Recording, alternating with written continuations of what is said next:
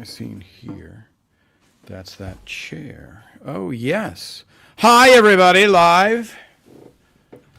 Tom Caltabiano here, ELR 360 live. Let's see. Yes, so much fun every week. So weird. You see the... don't know why that is. Welcome, talking Everybody Loves Raymond. Friends, let's see how we are going live. Are we live yet on Instagram, YouTube, Facebook? I think those are most of our options now. Okay, let's see this. Well, welcome everybody. Let's talk. Everybody Loves Raymond. You know what I forgot to do? Well, first of all, for those of you who know, this is Tom Caltabiano is a writer on Everybody Loves Raymond. That's the sound of the canister. We will try another snack today. The canister, yes, people go, is that the canister? Yes, that's the canister. That's why I called it the canister. It is the canister from the show, and I like to taste something every week to break away from the seriousness of the news all the time. All right. Hello, everybody. Welcome. Hello, Mona. Hi, Karen. Karen in, that's Karen, Plymouth, England. Hello. Have you been to Plymouth Rock in the States, Karen? I assume you've been to Plymouth next to your house. So, all right. Everybody, check. Facebook is good. My hairpiece is on straight. Okay, that's good.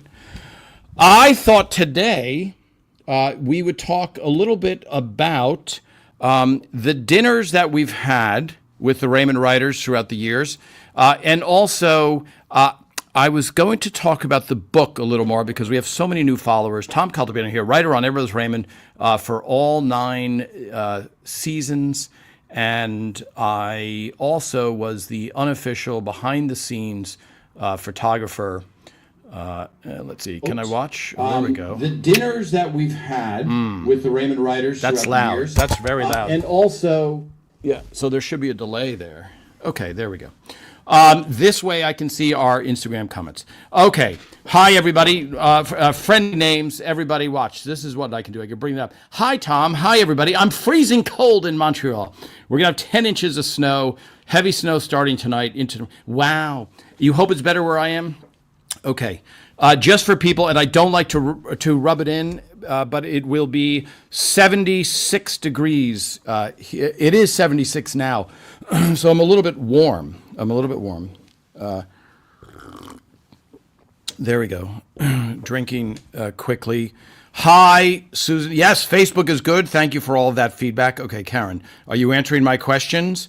Yes, I have visited Plymouth. I have never visited Plymouth Rock. Plymouth Rock, for those of you that don't know, the Pilgrims took off from Plymouth, England, where I have been to taste Plymouth gin, and the landing point, I believe, was called Plymouth Rock, appropriately so. Hello, Gil. Hello, Paula. Paula, are you getting snow as well there in Canada? Hi, Annabelle. Let's see. Yes, weather. Oh, yeah. See, Annabelle, this is what I found. You're in the East Coast. When you live in the East Coast and you're a kid, for example, you want giant snowstorms because that means you don't have school. But when you are an adult, you get, and this is what happens. Let me share with you a little bit about where Everybody Loves Raymond was filmed, or where it was took place in the imagination was in Lynbrook, New York, Lynbrook, Manhattan, Brooklyn, Long Island, New Jersey, Southern Connecticut.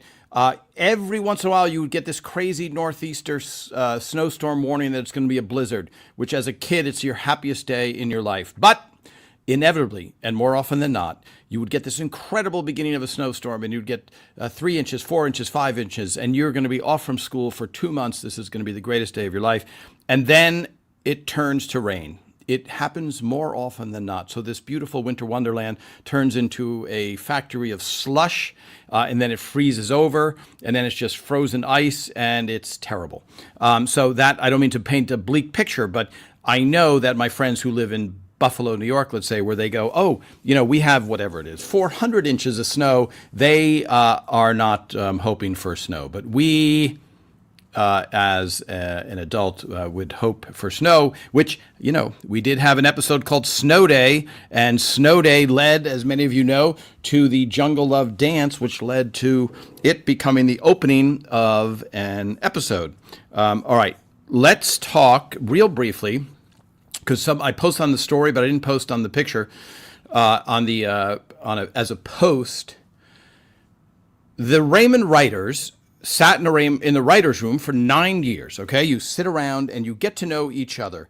You don't sit next to your spouse for 9 or 10 hours a day. You don't sit a foot away from your spouse for 10 hours a day. It's not something that people would ordinarily do. And so you get to know these people extremely well. You just like anybody else, like certain habits drive you crazy of other person, et cetera. And what it does become is a little bit of a group therapy. If you go to, let me think about this. If you go to a seminar and people say something to you, say something to the crowd, well, the people that it pushes a button for, they have some unfinished business to handle. So if they're criticizing you people with blonde hair, I don't like you. If the speaker says that, I probably won't be offended. And I won't necessarily agree, but it's not a trigger. I'm making it as simple as possible. So the writer's room, you realize, people have different issues, people have, et cetera, and you kind of work it out in the writer's room. And one of the challenges of a writer's room, and this was an astonishing fact that I just learned at this dinner that we had the other day, in general, you have a bunch of very funny people, and it behooves you to use all of those funny people, because on any project, the more eyeballs is a helpful thing. If you trust the people and they know what they're doing, more people watching, for example, the monitors while you're filming, the more people are going to watch, like, this, whatever it is, whatever they see that they don't like or do like, etc. So that type of collaboration is invaluable once you have, especially a group of funny people, and tonally, you're all on the same page. So if you want to do an Everybody Loves Raymond and you're thinking, okay, it's more about the acting and the writing and subtle stuff versus big, as they would say, scene chewing type of things where the actors are big and it's big. We tried on Everybody Loves Raymond to make it as real as possible. And that's, something that Phil and Ray both really stuck to rigidly. It was like, I don't think the character would ever do this, and it gets a big laugh if we do it, and it will hurt the show in the long run. So, and it's always tempting to go for the big laugh. So the dinners, you would spend all day together. Phil did a very smart thing. The Saturday Night Live 50th anniversary is coming up. What does that relate to Everybody Loves Raymond? Here's what I'll tell you. Before Everybody Loves Raymond started, Phil had a gathering in Las Vegas with all of the writers. And Ray and I were in Vegas. Ray was performing in Vegas, and I went along with him. So I had never met the writers or the line producer, Lisa Helfrich, Jackson, etc. But Phil felt like, okay, you should bond. And I'll add that Phil does not gamble. So he wasn't having a backdoor way of helping out his gambling problem. But Phil did that. He had a get-together. We all hung out casually. You got to know people before you were thrown into the room together. And every single year, there would be a trip to Las Vegas with all of the writers. And the group got a little bit bigger, etc. When Ray was guest hosting Saturday Night Live, which I'm going to say was 1999 maybe, Phil said, you know what I'm going to do? I will invite everybody out to dinner. Now, the 50th anniversary live show for Saturday Night Live, and I don't know how big it is in Australia or the United Kingdom, but just to give you a little framing, when Saturday Night Live premiered in the mid-'70s, it was like nothing else you had ever seen on network television. Johnny Carson was the king of late night, and they played reruns of his on Saturday night, and you would watch those reruns happily. Then all of a sudden, to have live TV that was much younger demographic and touching on things that just happened, and a variety show, because variety shows weren't new, so you wouldn't categorize it necessarily as a variety show, as a sketch show, but the Muppets were there and they were doing a lot of groundbreaking things. It just exploded and it became the biggest thing ever. Saturday Night Live. 50 years later, they're having their live anniversary show 50 years later on Sunday. I don't know the logic there. There must be some programming thing that NBC decided, but Phil Rosenthal and Ray Romano will be in attendance of that live show. So, back to 1999, Ray is going to host SNL. And one thing about SNL that you should know, you're going into their stadium, into their ballpark. So you're playing by their rules.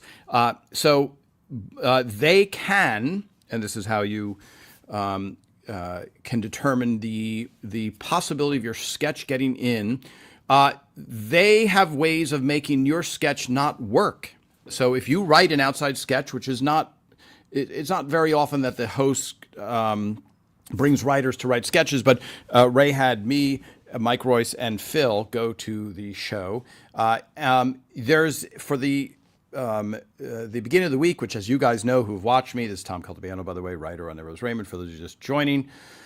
The table read kicks off the week. And on Saturday Night Live, the table read kicks off the week as well. Only on Saturday Night Live, instead of on Raymond, it's a 22-minute read from beginning to end. Maybe it's 25 minutes. Theirs is maybe over 2.5 or 3 hours long, split into two parts. And you're sitting in a big room, and there's the table, there's Will Ferrell, there's all the actors, there's Tina Fey, whoever the cast is, and you're all sitting there, and there's a giant script, and you are just turning, and the room fills up with pages. And think about, for you, watching a movie, a very riveting movie for 3 hours. You know, you get a little bit fidgety, and it's like starting to... So now imagine scripts that some are working, some aren't working, and you have to read stage directions for a script also. So Phil says, let's take them all to dinner the night before we have to meet up. So we go to a place called Peter Luger's. Peter Luger in Brooklyn. Peter Luger is a steakhouse. I apologize for you vegans, but it is delicious steak. And it is also, there are giant tomato. I'm trying to think of how, just because I know a lot of vegetarians and vegans. One of our writers is a vegan, Steve Scrovan. There's tons to eat and there's tons to drink. So Phil says, let's do it. We go out. There's Steve Higgins. Steve Higgins was the head writer, still is the head writer, I think, whatever the titles are. And sitting next to me for the entire night is a new cast member, maybe a year old on the cast, Jimmy Fallon. And Jimmy Fallon and I talked about all the same gigs that we would do doing stand-up comedy in Poughkeepsie, New York, bananas at Poughkeepsie, New York, and the headliner made Jimmy sell T-shirts afterwards, etc. So, for those of you who just joined, I'm talking about, the launching point is talking about dinners that we would have with the Raymond crew, and now I'm talking about when Phil decided to take everybody from Saturday Night Live that he could, cast members, etc., to Peter Luger's. So that night, we all had fun, and we all drank, and we just talked casually about stuff. And that set the tone for the entire week. So instead of, and I'm not saying they're combative, but there are certain hosts that come in, Milton Berle comes to mind, who came in and said, listen, I was the king of television. Let me show you how it's done. This is back in the 70s, and he was a natural fit because he was the biggest thing in television in the 50s, in the early 50s. And it went terribly, etc. So the tone and the helpfulness of everybody. And I'm not saying there's a way of passively hurting you, meaning if you write a sketch and you have a lot of stage directions, like I said, for this 3-hour table read, if you have a lot of stage directions, it slows down the sketch. So Steve Higgins was like, pull out all of as many stage directions as you can, and people can still follow along. Do X, Y, and Z, etc. And the whole week was a beautifully fun experience. I'll get into it another time. Maybe next week when I have some photos because believe it or not, I took a lot of photos of that week. And Ray ended up, by the way, hosting again another time where I also took photos. But at that point, Will Ferrell had left, etc. So very, very important, bonding with the people, because let's face it, you have to, if you're going to sit in a room with people for 9 years, you have to get along. And that's what I would say for young writers. A lot of your success in the writer's room is can people be around you? Do you know when to not talk, and do you know when to talk, etc.? And are you just annoying? You have to know, and this Phil Rosenthal did exceptionally well, which was listen to every idea within reason, if someone had an idea, and then decide what ideas to use, because ultimately Phil was amazing at knowing what would work story-wise. And so you're allowed, as I've said to my friend when I was writing on Lego, you're allowed, and she was the head writer, I'm like, you're allowed to not know the answer to everything at all points. You're allowed to be like, what do you think? And ponder it and try and get a feel for it, especially if you're lost. I'll give you a quick sidebar. I was writing on the Creative Arts Emmys, and I wrote a sketch for Joe Mantegna, and I was sitting there with the EP, Spike Jonze Jr., and my friend Tony, who pulled me in as a writer. And Joe Mantegna comes out and he starts to do it, and it just doesn't work. So I'm like, I'm saying this to Spike as I'm next to him. He really has to do this. And then Spike finally was like, just go up and tell him what to do, which he's a big star, but he wants to get laughs. So we're not shooting a movie, we're shooting a sketch. And unless you're, and I think I told this Tim Conway story, unless you're someone like Tim Conway, who's like, yeah, I think I can do live comedy sketches. So I ran up and told him exactly how to do it. So it's just and it got a laugh. It was, it worked. It was just a timing thing, etc. So in the writer's room, you're allowed to not know, or on stage you're allowed. So the cumulative effect, and I heard Steve Jobs, not live, on a clip, just talking about it, how the Beatles, what they did together was phenomenal, and what they did alone was good, but not the phenomenal output that they have now. By the way, just for a little perspective on the time frame, Everybody Loves Raymond ran 9 years. That's a long time for a TV show, and we wish it would never have ended. And I was just trying to think, okay, how long were the Beatles together putting out albums? And if they stopped today as a group putting out albums, that means they would have started in 2018. That's how short their time span of cranking out albums was. So just 2018 feels like yesterday, right? Feels like, was that the pandemic? Oh, just a few years before the pandemic. It's such an exceptionally short period of time. All right. Let me catch up. I have not looked at any questions. I'm going crazy talking about dinner. Okay. Yes. Hi, Mo. Okay. I'm catching up, everybody. I'm really catching up. Okay, let me see if I can skim through some of these. Let's see. Glamma. Hi. Yes. You have ELR on 24/7. If it weren't for watching another show, we just have it. If we're not watching it, we just have it playing otherwise. Oh, wow. We work by doing something, and then we sit and get stuck watching for an hour more. Yes. Retirement rules. Okay. In retirement. Oh, that's a nice thing to have. Yeah. It's a very good sign when you've seen a movie, 20 times, and it comes on, and you're like, I should probably watch this. Let's see. Yes. Hello. Yes. Okay. Catching it. Wow. So many questions. Okay. Let me, there is not a single episode I don't absolutely adore. I love to watch episodes pertaining to particular circumstances in my own life. Sorry. Snow day when it's snowing, turkey day. Yes. Tofurkey. Oh, the tofurkey. Yes. One of the funnier episodes. Snow day. Yes. One of your favorite episodes. Last night was a Thanksgiving tofu turkey. Oh, interesting. That plays well. They have to do it.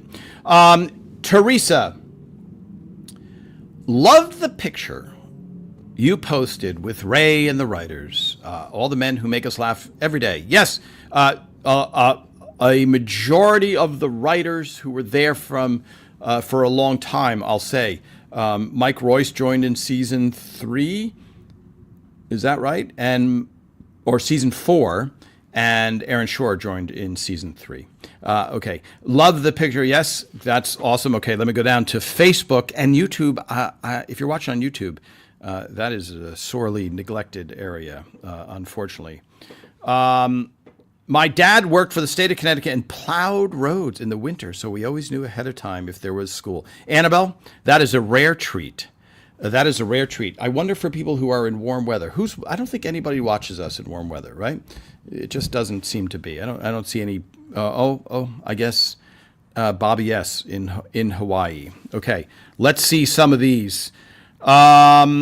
Yes. Here's a question. Going back because I do want to get back to the dinner. The pilot episode. Stephen Lee guest starred as Leo. He had a few lines with Ray, and we never saw him again. Was this a random appearance, or were there any other plans to use him on the show? Hello, Mark. Excellent question. And here's what's funny. We talked about it. So every time we get together with the writers, which is 2 or 3 times a year, maybe a little bit more, and I see Ray an awful lot, and I see Phil a lot as well. So for those of you, Ray's friend Leo, he was in the pilot episode, and here's exactly what happened. How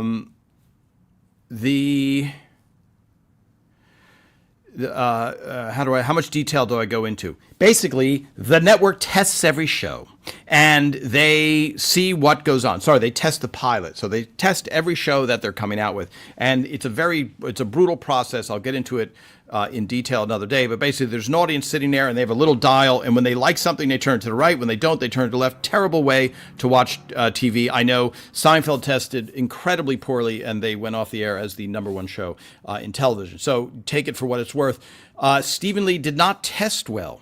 And so CBS made a decision that we don't really need to see him anymore. So that is what happened to Stephen Lee. And unfortunately, I think he is no longer with us. But that's, that has to be hard. If you are on a hit show, before it becomes a hit show, and you're asked not to be on the hit show, and then it becomes a hit show, that has to ruin your weekend for sure. Which reminds me, this popped in my head. Billy Crystal tried out for SNL and did not make it. And I believe he took the train back to Long Island, and then Saturday Night Live exploded and became the biggest thing. That must have been a very, very tough year for him whenever he ended up coming back. Let me see. I don't think we can watch SNL in the UK. Ooh, that I don't know. Is it? But obviously you know what it is. But I'm assuming it's very topical and very provincial humor. So I don't know that it would have aired there. And I think this. So here, for just because we have an international audience, I did a thing at the Fringe Festival, and there was, and I may have mentioned this before, and there's this sold-out crowd to see a show that is based on another show. So it's just guys acting like the other guys on the show, kind of like a Beatles cover band. And I'm like, who are these guys? Never heard of them. And they're giant in the UK. And I remember saying to Jerry Seinfeld's manager, George Shapiro, I said, George, have you ever heard of, and correct me, my UK friends, is it Morecambe and Wise? Is that it? I know for Americans, it's like me saying, is it Jerry and is it Martin and Laius? Is it is it Abbott and Castillo? Anyway, they're a comedy team. Never heard of them. And then I started looking up clips on them. And unlike Abbott and Costello and Martin and Lewis, they remained friends forever until I believe one of them died backstage during the show. But what shocked me is there's John Lennon and the Beatles on the show. There's Andre Previn on the show. There's all these giant stars, and apparently had huge ratings. Zero crossover to the United States. Zero. I thought George Shapiro, whose professional occupation is comedy manager of Carl Reiner. He was Carl Reiner's nephew, Jerry Seinfeld, and he's no longer with us, George Shapiro, but he was in his mid 80s. So I thought, okay, maybe he's never heard of them. So I don't know if SNL crosses over to you guys. I'll await your answer. ELR casually came up in a conversation. Here, I'll bring this up for everybody. You guys read this, right? Casually came up in a conversation with a friend of mine, and she said, "My cousin is Mike Royce. Do you know his name?" I said, "Yep, one of my favorite writers on the show." Yes, there you go. Very, very good. Okay. Wasn't Leo the DJ at Robert's wedding? Hi, fly lady. So the DJ at Robert's wedding is a stand-up comedian named, I want to say it's John McDonough. If you look it up, it's John something. He's a stand-up comedian. And I think much like people often mistook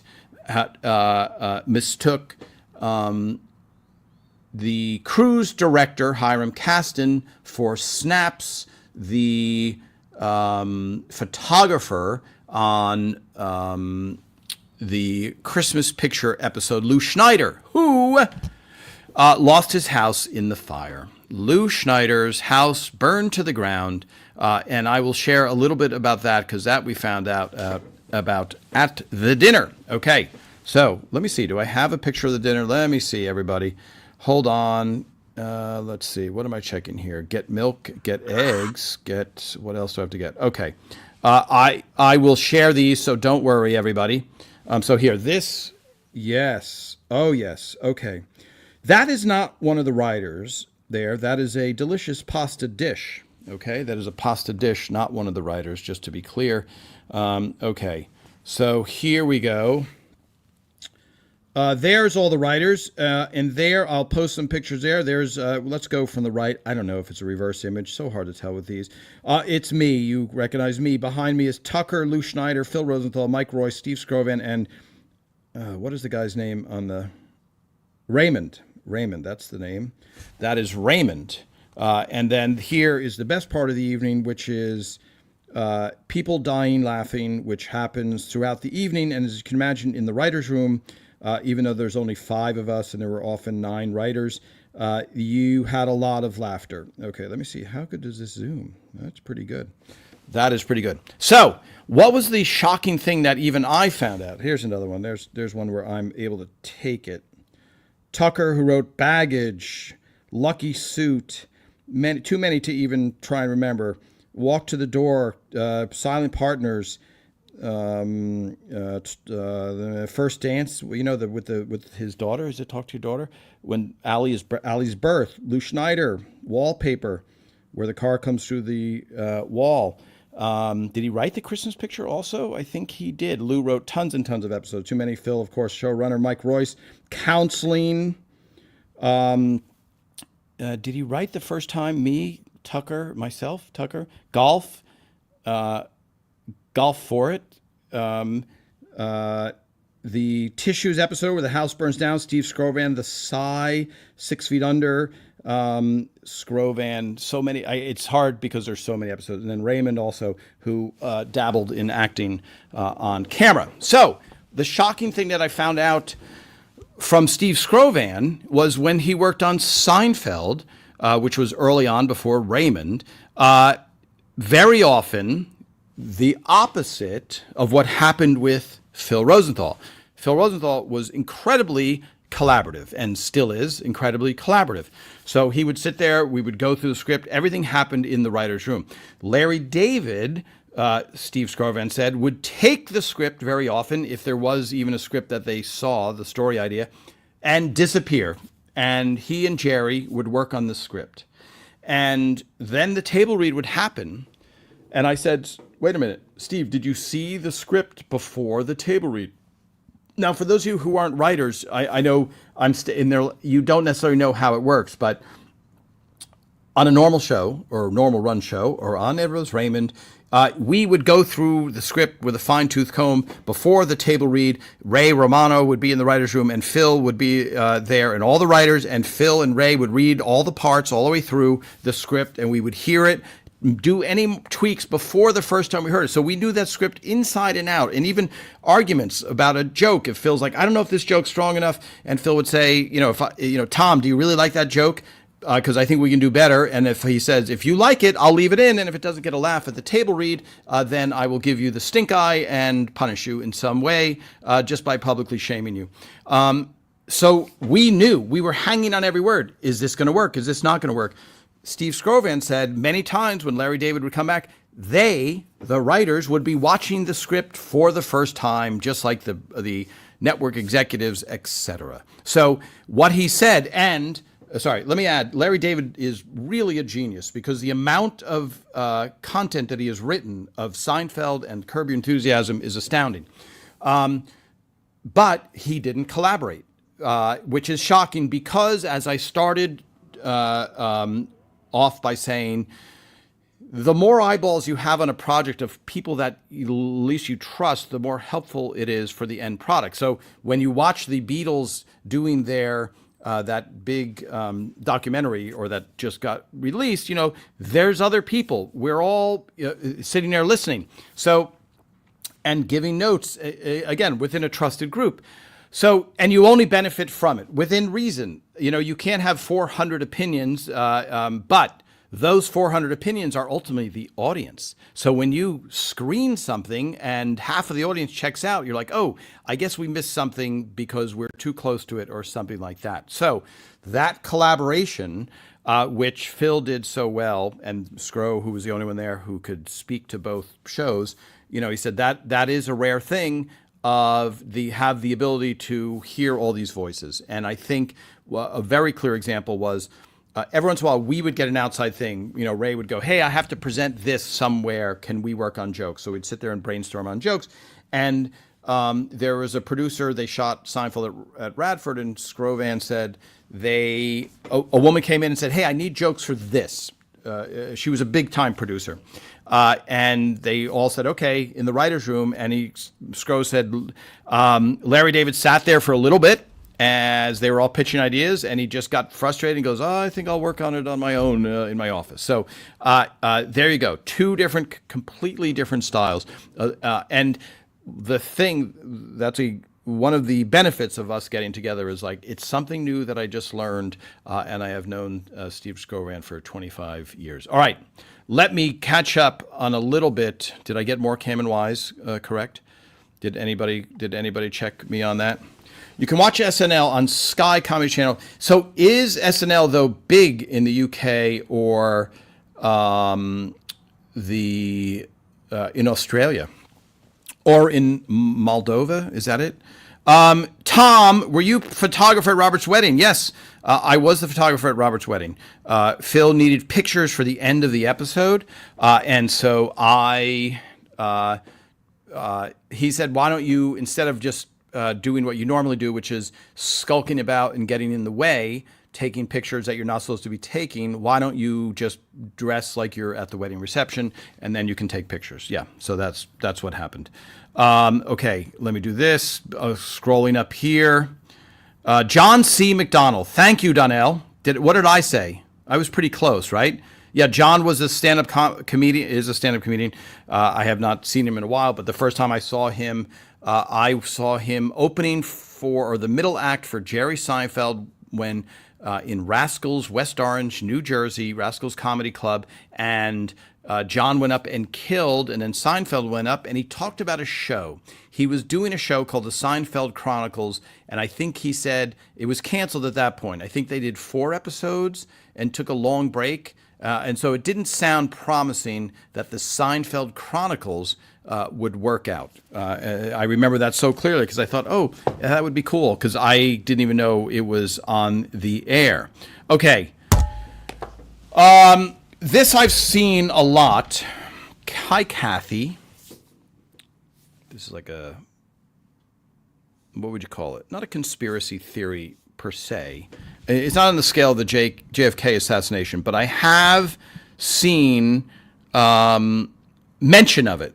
Arguments even breaking out, saying Monkey is in every single episode. Why is Monkey in every single episode? So I will have to dig up on my live with Phil Rosenthal. I said to Phil, hey, the monkey word is it's a burning controversy out there in the world.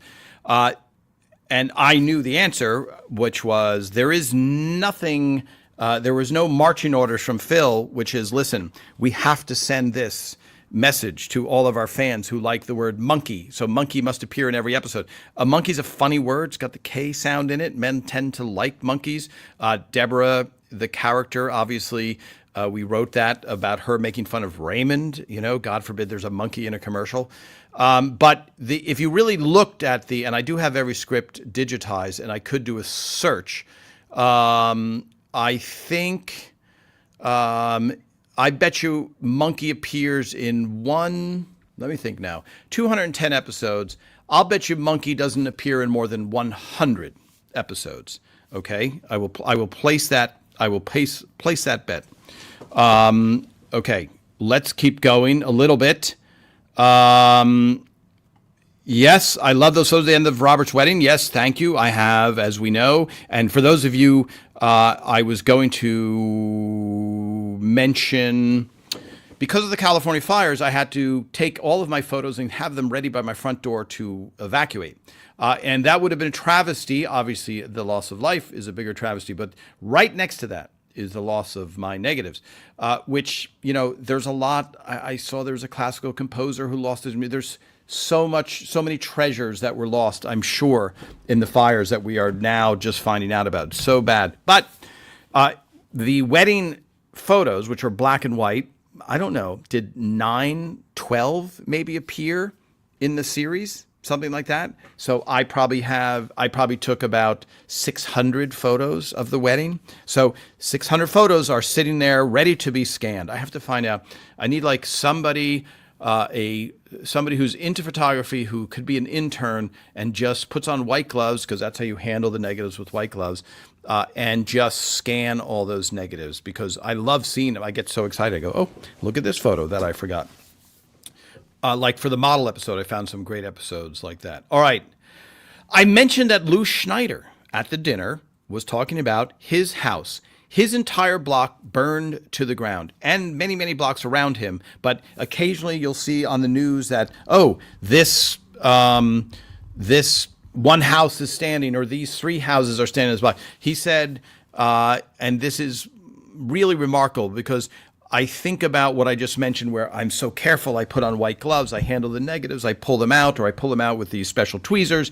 And all of that effort, all of the effort that he did on his house, which he had just remodeled, all of that, being careful and watching and taking care of your house, just poof, gone in an instant. And when he went back, because he just went back a few days ago for the first time, the astounding thing that he noticed was there was nothing left, meaning he had a Sub-Zero. Sub-Zero is a brand of refrigerator that only people who do well usually have. It's gigantic. It's like a tank.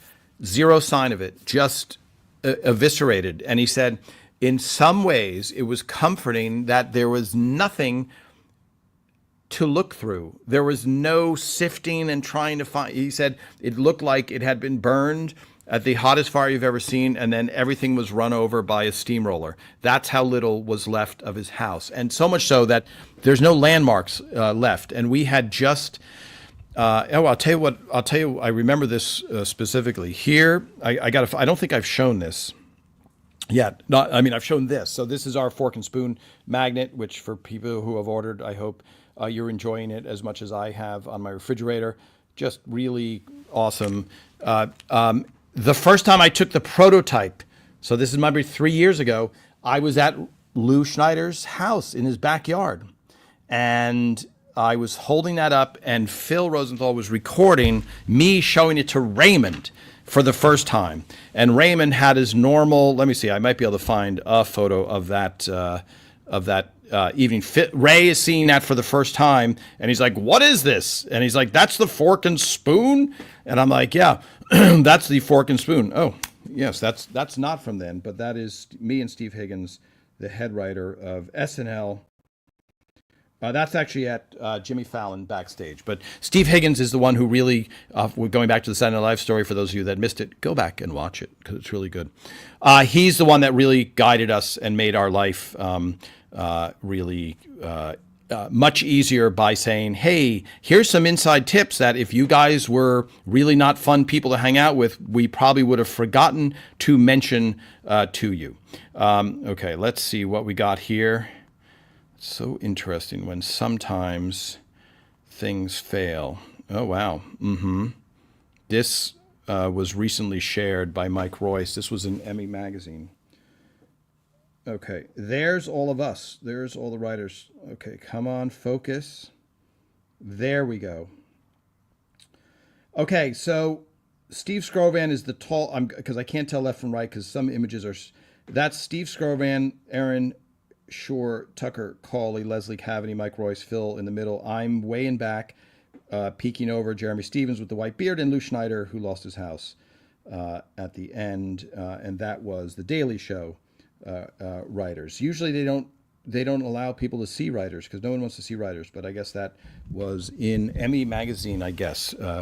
That's not the photo I was looking for. Okay. I know I have it because I just sent it to Lou Schneider because of all things I said, Lou, let me see what I have of your house. Pictures of your house that maybe will help you for insurance purposes, which is very sad to think about. Okay, the writer's room. Oh, yeah. So this, there's an episode. Here's a little point of trivia they won't hear anywhere else. Because how would anybody else know this? There was a game. You're just benefiting from me looking for the picture of Lou Schneider's house holding up the fork and spoon. There's a show called No Roll. No Roll means nothing, but it was a sensuopoly game. But No Roll was based on a gambling game that we played, I mentioned, in the writer's room, where if the dice went off, you would yell, no roll, which is usually Ray going, no roll, and he would get very excited. So that's inside the writer's room. There's Steve Scrovan holding a Nemo's, wearing a Nemo's thing. There is the dollar bills, means there's gambling involved, and you can't really see the dice are there next to those health drinks.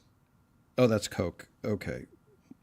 And then that is my friend who worked with me videotaping this is season 9. This is the last season. So there you go. That's the inside the writer's room. No roll. And that's how that show ended up getting that name, just based on the game that we played inside of the writer's room. Okay. Let me catch a few more. Did I miss? Is anybody following? Is it more Cam and Wise? Is it okay? Here, oh, this, yeah, okay. This is the guy. By the way, people ask sometimes, where are the women writers? Let me see. Who were we closest to of the women writers? There was no female writers who were there from the beginning to the end, even though we had like 5 writers. But Cindy Shupak lived nearby. She was on my show. This is inside Lou's house, which is no longer in existence. You recognize all of these writers. I won't bore you with trying to figure out their names, but that is the friendly group of writers there. Okay, let's look at some comments, and then I'm going to show you this photo. Okay, comments. Hi, everybody. Yes. Yes. Tom, you have an incredible memory. Lucky for us. Let's see these episodes. Yes, sorry, I'm scanning. Tissue's best episode. How you guys tied everything together. Writing perfection. Every tiny thing mentioned that comes out later to burn Raymond later. Yes, good writing there. Yes, the white bunny was in the back. Monkey and the white bunny was in the back of people. Behind people, behind the set, on the set. And we were trying to get that was set dressing. Somebody did it. Hopefully I'll have Donna Stamps on here someday and she can tell me Why did Marie stop slapping the boys as she did in season 1, and what the meaning behind it? Yeah, Leo, that's a pretty, in Italian households, I think that's not uncommon. It's not child abuse. It's Italians doing a light slap on somebody's face. Today, the lady awaits. Today, I watched the wedding invites screwed up the guys on purpose. Who did this happen in real life? Amy rocks this episode. Yeah, Amy's great in that episode. I think that was one that was oh no, well, yes, that the wedding was fabricated. The wedding screwing up the wedding invitations. So Ray Romano in his stand-up comedy act used to do this bit about, and I'm not saying that's why we did that show, but Ray used to do a thing about when his wife would send him shopping, and he would always have to screw it up so she wouldn't do it again. She sent me out for whatever it was, and broccoli, and I got a carton of milk and a hammer. So there was a bit about that, about deliberately screwing up to get out of work. So that was kind of it's not an unknown ploy that men do, and so they were outed. That was a betrayal because it outed that tactic. Okay, here, let's see. Here is the back of Lou Schneider's house. Did I show this already? No, that is all gone. That is Lou's birthday party. That's Lou with his wife. Raymond is in front of us. It's hard to see that table. So that is completely no more, unfortunately. But that is when I showed Raymond and Phil for everybody, and that was the front of Lou's house, which is now. Did I show this to you guys? I don't think I did. Here is the front of his house now. That is the front of his house now. So I won't scroll back and forth between photos, but the steps are the same. Well, here. You can see a wide platform on the steps. There you go. So the fact that there is nothing at all is remarkable to see. And I don't know why. There's a sadness to the cars. And here, if you look back at this, you can see his hedges are there. And I remember there are beautiful hedges on the right side of the frame, I'm going to say. And I think those, I'll have to have I think those are kind of some metal portion that was holding that up. Okay. We'll have Lou on, and he can talk more about that, but a very sad thing indeed. But here is one of our, okay, let me just tell you this real briefly. This is actually Phil's birthday, and there you can just see a lot of laughter again. That's Phil's daughter laughing. That's Ray's daughter who played Molly next to him. That's Philip. Sorry, a lot of bad reflection of apple boxes, etc. So one of the dinners that I remember well was, that's a good question, Purple Aquarius. Did Lou's Emmy survive? I don't have either of my Emmys at my house, but I don't know if they survived. Okay. When Doris Roberts died, Patricia Heaton said, hey, why don't we get together? And so we did have a dinner, and I'll post some picture, though, out of one of Phil's favorite restaurants, because as you know, when you have a show called Somebody Feed Phil, you can't just have one restaurant that you love. And so we had a get-together dinner at Mozza with Patty, and I'll find and post some of those photos if you guys want to see it. So that kicked off. And here, let me just frame this a little bit. You're on a show. You see each other. You're working all the time. The show goes off the air. 130 people become unemployed instantly when the show goes off the air after spending 9 years together in the most intense creative period of time. And so then some of us see each other a lot. Like I might see Phil tonight. I don't know. All of this stuff is floating. And then, you don't do an organized get together because people are doing all their different projects. Raymond's busy being a movie star and people are writing, etc. And so when Doris Roberts died, Patty was like, hey, let's get together. And so we did. And then we started doing it a little bit more regularly, depending what the event was, how many people would join. But it is very good because we talk a lot about the show, and in past we have not talked about the show, and so we are learning so many different things about the show. Okay. Oh, you know what I have to do? Shoot. First of all, let me try a little bit from our quotes mug. The other was our. Oh wow, that's still piping hot. The Nemo's. Here's our Nemo's mug. Well, I almost spilled it on my keyboard. Here we go, everybody. Nemo's Pizzeria, named after Raymond's dog in real life. We had a softball team named Nemo's. Before Everybody Loves Raymond, we played under the 59th Street Bridge, etc. Suzanne, you're not getting notifications. Interesting. Very interesting. Okay, let me catch up on some questions before I... let's see. Mona, his birthday was in July. What inspired the episode with Frank falling through the floor? Yes, also Tom McGowan, who played Bernie, lost his house completely. They both lived in... Palisades, in the Pacific Palisades. Sorry, the thing that stops me is I used to live in Palisades Park, which, for those of you who will know, amusement parks in New Jersey. And there was a song there. Was it written by Chuck Barris? Could have been. Yes, one of my Emmys is at a studio. The other is at my friend's bakery in Schenectady, etc. So let me see. Let's see what we got in here. What is, let me see. Are those quotes mugs or any of them available to be purchased? Okay, Ellen, let me just put this back down.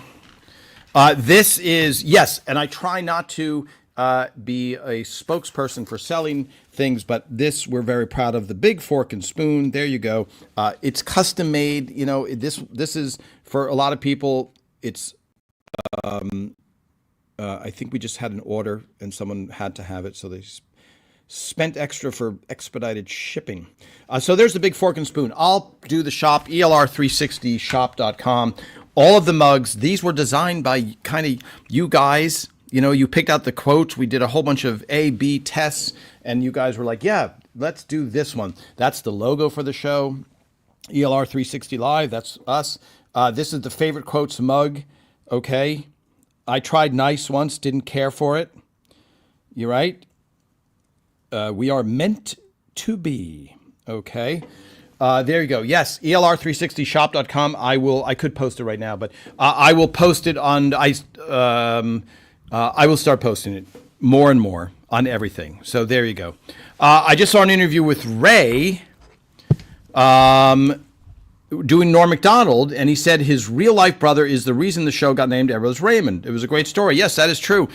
Phil's wife decided... so Ray's real-life brother said it, because Ray won a Cable Ace Award, and he saw it, and he was at Ray's house. He goes, oh, look at this. Everybody loves Raymond. I go to work, and people shoot at me, and Ray tells a couple of jokes and they do the wave, something like that. And they were looking for a title, and Phil's wife was like, what about that? What about Everybody Loves Raymond? And one person hated it. And that was Ray Romano. I went to Palisades Park in New Jersey when I was really young. Yes, quite the thing. Okay, let me catch up on here, everything. You are an idiot wrapped in a moron. One of my favorite quotes. Yes, I didn't think you were calling me that. That is a really good. Good thing. Okay, hold on.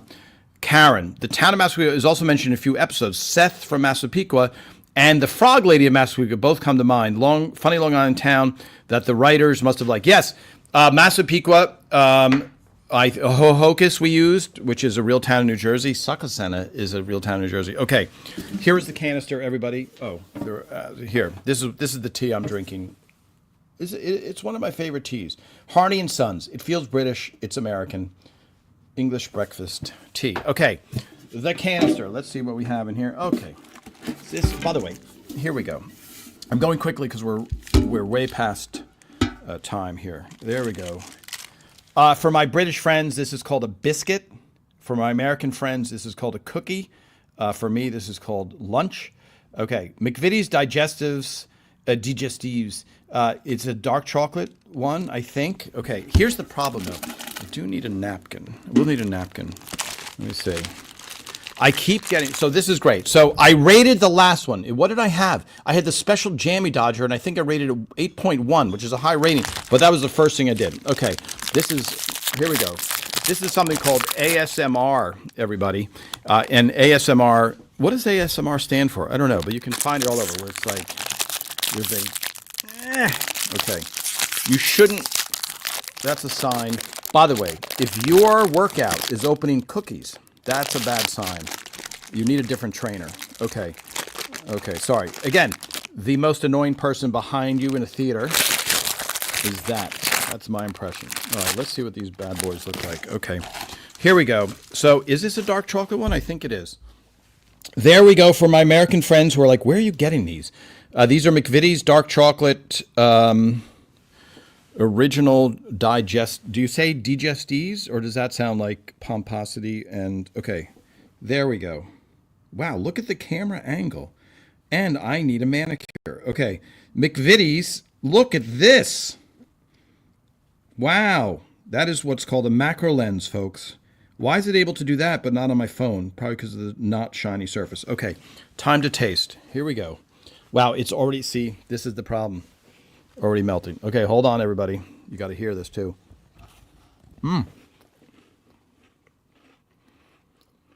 Softer than I was expecting.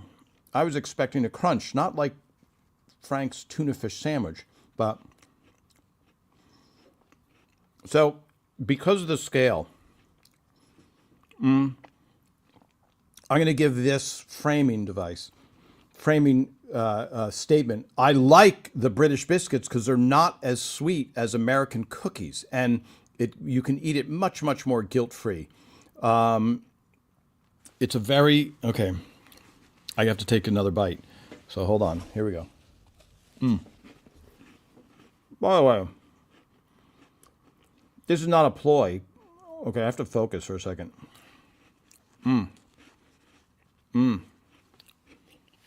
Tuna slop, yes. Okay, there we go. The carnage, that is me eating a cookie. Wow. So, really tasty. I'm going to give this like a 7.5, I think. The 7.5 for the McVitie's dark chocolate. It's delicious. The McVitie's dark chocolate digest. Now, have my American friends ever seen this? I bet you 90% of my American friends have never heard of it or seen it, because I had never heard of it or seen it. There's all the nutritional information, which, if you're looking at that on a cookie, all right. Really good. What did I say? What was the rating? I'll have to go back and watch. Very tasty. Yeah, very tasty. I will eat all of those. Okay. Yes. Very flavorful. Very flavorful. All right. Final questions before we say goodbye. What town is Amy's apartment in and Robert's bachelor pad? These are very good questions. Did we ever? I don't know that we ever said that. Did we ever say what town they were on the show? I don't think so. And I don't know that we established that on the show. Like Lynbrook, we reference it. And I remember in the writer's room, I think Phil has an aunt that lives, or some relative that lived in Lynbrook, which is Brooklyn inside out. Okay, Tom Caldabiano here. We tried the McVitie's. I don't think, do we have time? See, the one good thing about this, hold on. Oh boy, everybody. Bonus. What is this episode? Okay, someone's cranky. So, for those of you who just joined for this snippet, Tom Caltabiano here, writer on Everybody Loves Raymond. I rescued from the dumpster every single episode from the wardrobe department and the props department, every single hard copy script with a Polaroid of every single scene stapled to every single page of every scene, and that is what you're benefiting from, and that's why I think I would feel bad if we had a fire and everything burned. Okay, oh, look at this. I have not looked at this. That is me standing next to Raymond. Look at that. I think that's the only time it's ever... I've been in a couple of the Polaroids, but that's the only time it's all of... I'm hoping that's me or not. I think that's Phil. That looks like Phil. Probably saying, hey, why don't you not be there? I'm kidding, everybody. Yeah, that is me. Okay. Patricia Heaton. There we go. All of these treasures.